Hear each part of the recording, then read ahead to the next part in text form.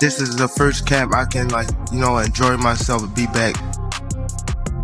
My headspace that I'm in now is way better than what I was before, and that's the only thing that matters to me. A lot of things out there about the size and all of this stuff, but people forget that Tank's a top 10 pound for pound fighter, and he's got power in both hands. And skill-wise and technique-wise, he's been doing this for so long. In this fight, I feel like Tank has the edge for sure. He's a real fighter, and got skills, high IQ fighter. Regardless of the weight, I've personally seen Tank, spar heavyweight. Jake Paul versus Gervonta Davis is a fight nobody saw coming. Two stars from totally different worlds are getting ready to face each other in the same ring.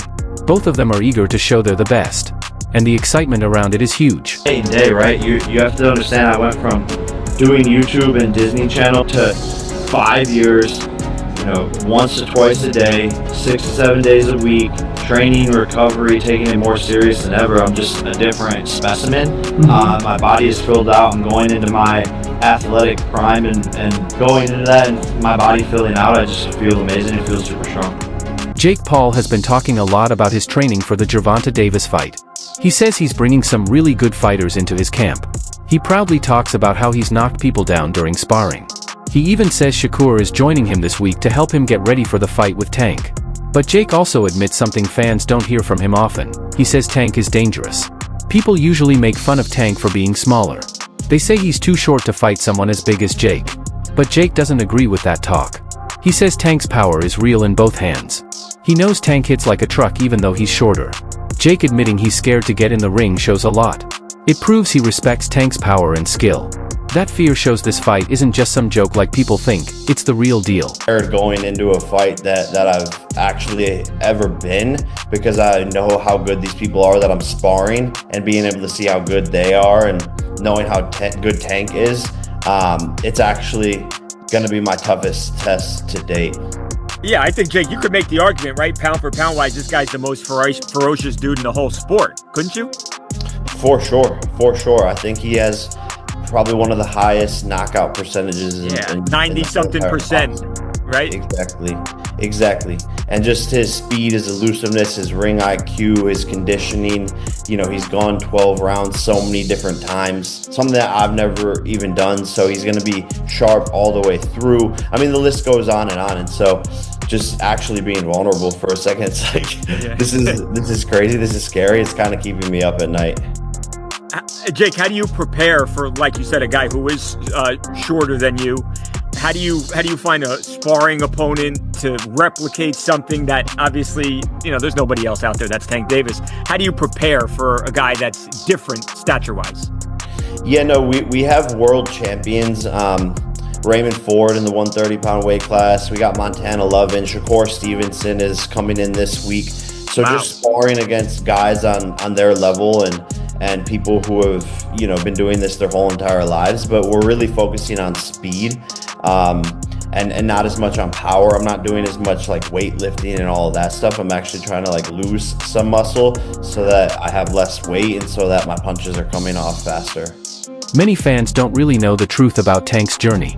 From the very beginning of his career, he was sparring with heavyweights, and not just any heavyweights, but skilled ones who really knew what they were doing in the ring. Showbiz, one of the boxing analysts, shared that Tank didn't just survive those sessions, he actually dominated them. He gave those bigger fighters a hard time. So if Tank can handle huge guys in training, someone like Jake Paul isn't going to surprise him. Jake might be bigger, but Tank has already faced bigger challenges before. Those sparring stories prove that Tank isn't afraid of going up against much larger opponents. The analyst also said that those heavyweights Tank sparred with were more skilled and technical than Jake. Jake Paul has improved a lot, going from being an influencer to becoming a real boxer. But he's still learning and still working on his basics. Tank, on the other hand, has been fighting top talent since he was a teenager. If he could beat fighters who were much heavier and more experienced than Jake, then Jake's size might not be enough to save him. Showbiz, the analyst, made one thing clear: this fight isn't a mismatch for Tank. If anything, it might be Jake who's stepping into dangerous territory. Bigger people, like from middleweight to heavyweight. And the thing is, don't be surprised, okay? This is a photo. This is a photo of one of the bigger guys that he was sparring. But in the past, You know, like maybe a few years ago, he was fighting a guy in Mayweather's camp. He was a bigger guy. I think he was like a middleweight or something like that. He was whooping his ass. One time he was like on live whooping a bigger guy's ass. I mean, he's just beating bigger guys like middleweights and stuff. He's done that in sparring forever. Remember this story? I've brought it up a million times and I've showed this clip a million times, but on Ellie Set Back. This story of this guy saying how Gervonta Tank Davis knocked out this heavyweight. Tell me the story. What happened? Tank, what's the one boy name? No, don't say a name. I don't want to embarrass anyone. Oh, no, you're right. But tell people what happened. Man, I was about to spar. Before I was about to spar Tank, he was sparring this big boy. A heavyweight. Heavyweight boy. And Tank hit that nigga. He hit him so hard that he was on the top of the rope just like this. I'm like, I thought he died. Like, I ain't gonna lie to you. I thought he died. Hey, I've seen him knock out some heavyweights. You might knock all that ass out now. You knocked out a heavyweight? Yeah. How was that? I hit harder than Wilder. Now, granted, the heavyweight that Gervonta Tank Davis is whooping and sparring is not like, you know, all-time great heavyweights, all right? And it shouldn't be. But he's sparring the heavyweight, the level of heavyweight that, you know, more experienced than Jake Paul, right? But Jake Paul has beaten those heavyweights himself, all right? I'm thinking that is the caliber of heavyweight that Gervonta Tank Davis is sparring, but he's whooping their asses. And that's a good thing. I feel with Jake Paul sparring Raymond Ford, to me, it looked like Raymond Ford got the best of him. It looked like Jake Paul was a little exhausted, and it looked like Raymond Ford wasn't. It looked like Jake Paul was a little disappointed in his performance, and Raymond Ford was trying to give him a pick-me-up. Like, you know, just kind of letting him know. No, like, you know, we do this and do that. It just looked like Raymond Ford was in a confident, secure place, more dominant place, the more alpha out the two in the ring, and that's Raymond Ford. That ain't Gervonta Davis. You know, I love Raymond Ford. I have him on my fighters list. But still, I don't think anyone thinks he's as skillful or as powerful as Gervonta Tank Davis. Tank has made up his mind about his future. He's not going back to 135 pounds anymore. It took too much cutting and made him feel drained. Now, he wants to stay fresh and fight in a division where his strength is at 100%. Moving up to 140 pounds shows how his mindset is growing. He's getting ready for bigger names and tougher fights, including the one against Jake Paul. After that big showdown, Tank plans to keep fighting as a full super lightweight. He believes he'll perform even better at this weight. He wants to take over this division after proving himself again on a big stage. By staying here, Tank is opening the door to more exciting possibilities. Some fans think the new weight might hurt him since Jake is naturally heavier. But Tank doesn't see it that way. He feels stronger and more comfortable now. His stamina improves, and his punches hit even harder. At 135, he was already knocking people out in amazing ways.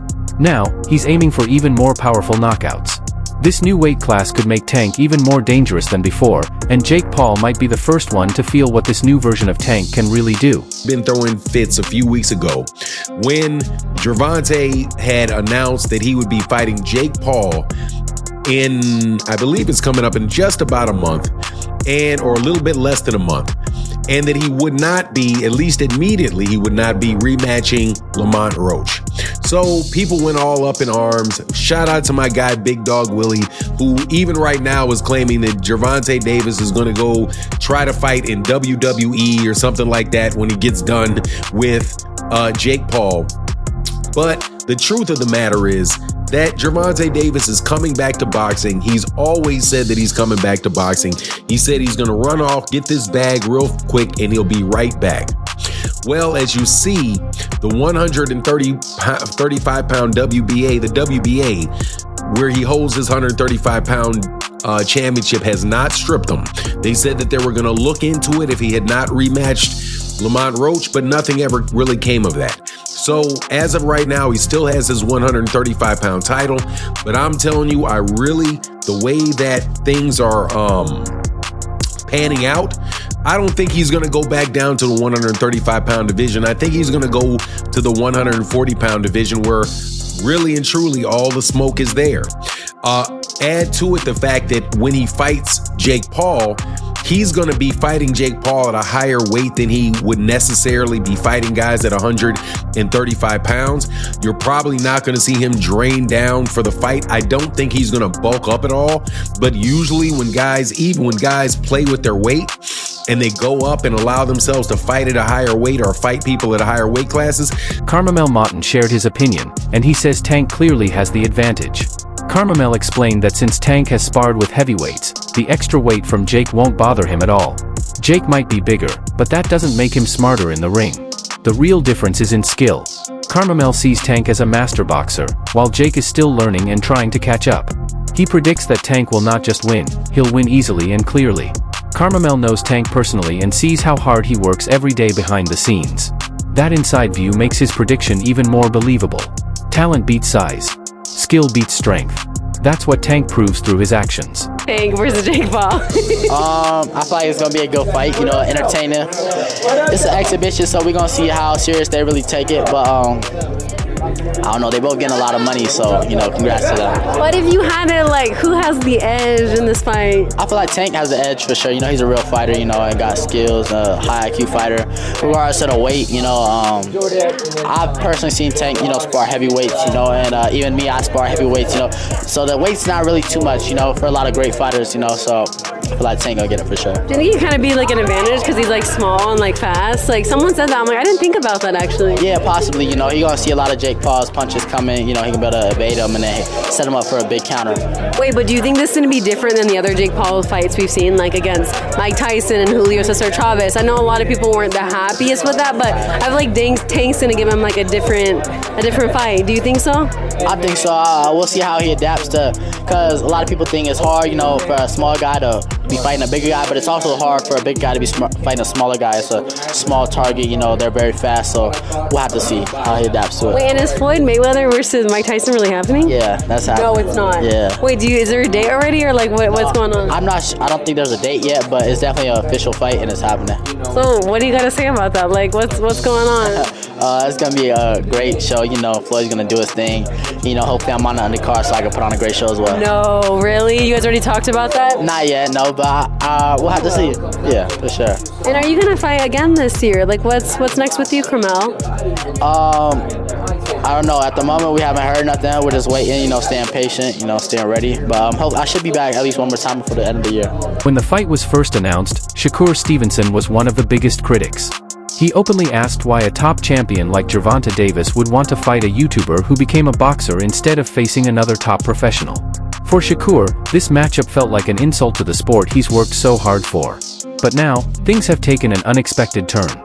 Reports say Jake Paul offered Shakur money to join his training camp and help him get ready for Davis's fighting style. This sudden change has made a lot of fans raise their eyebrows. Some analysts say that if Shakur really thought this fight was bad for boxing, he would have stayed away from it.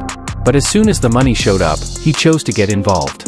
The same fight he once called a circus is now the one he's helping with. People see this as a clear example of how fast opinions can change in boxing when money gets involved.